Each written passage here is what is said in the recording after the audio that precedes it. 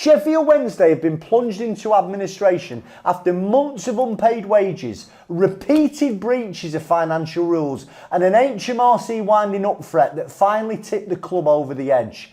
And the message for business owners is crystal clear. If you don't fix cash flow issues early, the consequences are always going to catch up with you and bite you on the backside. So let's talk about what actually happened. Sheffield Wednesday's owner placed the club into administration a couple of Fridays ago, and the move triggered an automatic 12-point penalty under the EFL rules. The club had failed to pay player wages on time for 5 of the last 7 months.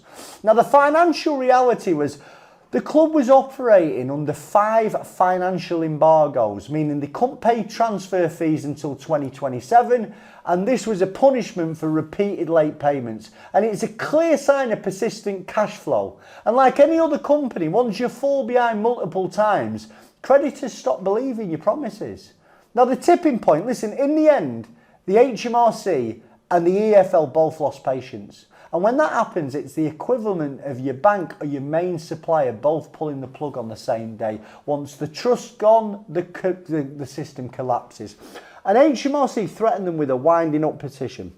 And basically what this meant was they've repeatedly failed to pay HMRC along with many other creditors of the company, including the players.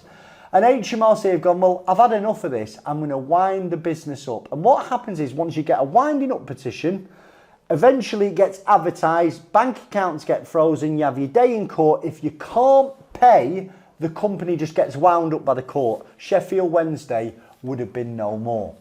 Now, what they've done is they put the business into administration and attempted a rescue before the winding up petition landed.